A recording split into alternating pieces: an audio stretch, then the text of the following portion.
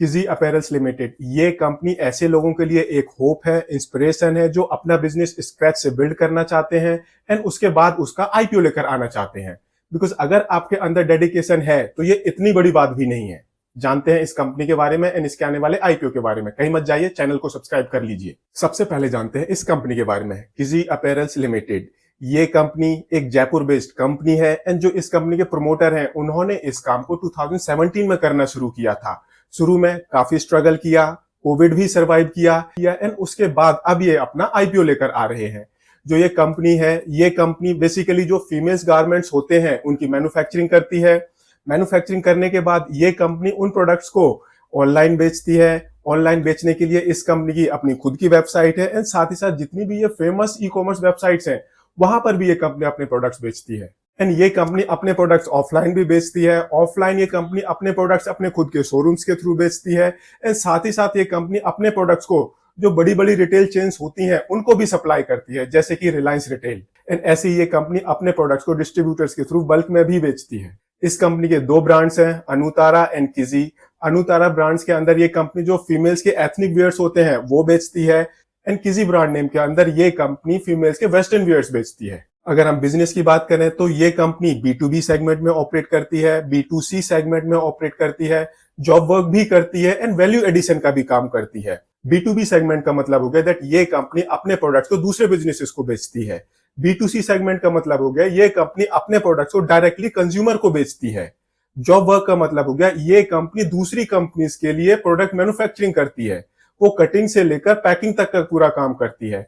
And value addition का मतलब हो गया दैट इस कंपनी के पास कुछ अपैरल्स आए, इन्होंने उस पर कुछ काम किया एंड आगे फॉरवर्ड कर दिया, that is value addition. So basically आज की डेट में ये कंपनी ऑलमोस्ट सभी तरह की सेल्स चैनल पर एक्टिव है।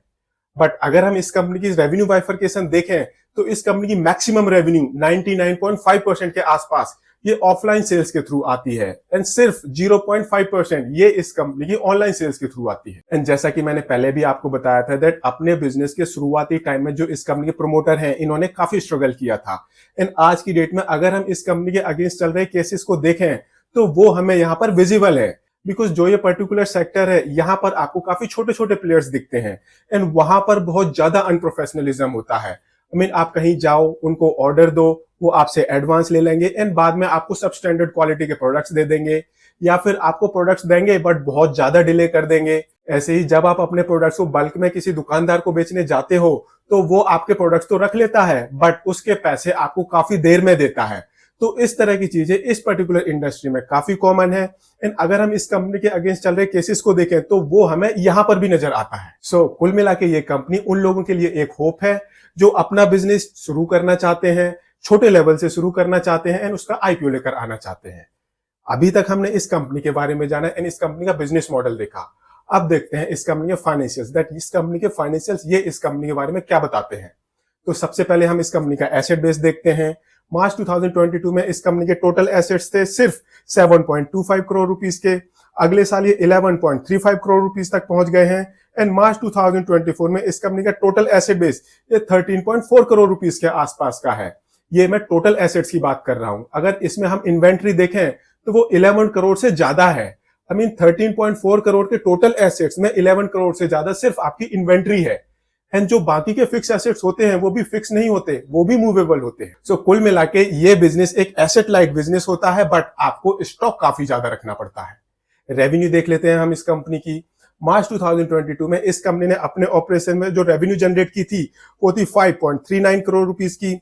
अगले साल ये 15 करोड़ रुपीस को क्रॉस कर गई है एंड मार्च 2024 में इस कंपनी की रेवेन्यू ये 20 करोड़ रुपीस को क्रॉस कर गई है। रेवेन्यू में हमको काफी अच्छी ग्रोथ देखने को मिल रही है। प्रॉफिटेबिलिटी भी देख लेते हैं। ये एक प्रॉफिटेबल कंपनी है बट जो क्वांटम ऑफ प्रॉफिट है वो बहुत छोटा है even as compare to its sale. मार्च 2022 में इस कंपनी ने टोटल प्रॉफिट कमाया था सिर्फ 21 लाख रुपीस का। अगले साल ये 55 लाख रुपए का हो गया है एंड मार्च 2024 में इस कंपनी ने टोटल प्रॉफिट कमाया है सिर्फ 72 लाख रुपीस का। 20 करोड़ रुपीस से ज्यादा की सेल में आप प्रॉफिट कितना कमा रहे हो, 72 लाख रुपीस के आसपास। आप इस कंपनी की प्रॉफिटेबिलिटी देखो, 72 लाख, फाइनेंस कॉस्ट 62 लाख। एक किस्म से ये कंपनी जितना प्रॉफिट कमाती है आधा प्रॉफिट तो इस कंपनी का फाइनेंस कॉस्ट के फॉर्म में चला जाता है। एंड जब भी ऐसा होता है तो हमेशा जो बिजनेस करने वाला होता है ये पर्टिकुलर चीज उसको हमेशा चुभती रहती है। एंड ऐसा हो रहा है बिकॉज इस कंपनी की बुक्स में जो डेट है वो 5.15 करोड़ रुपीस के आसपास का है। एंड अगर आपको इस प्रॉब्लम को एड्रेस करना है तो आपको डेट रीपे करना पड़ेगा। डेट रीपे करने के लिए आपको और पैसे चाहिए। पैसे या तो आप एसेट बेच कर लाओगे या फिर आप खुद का फंड इन्वेस्ट करोगे एंड या फिर आप फर्दर लोन लेकर करोगे। एंड फर्दर लोन लेकर लोन को रीपे करना ये बिल्कुल भी अच्छा डिसीजन नहीं है।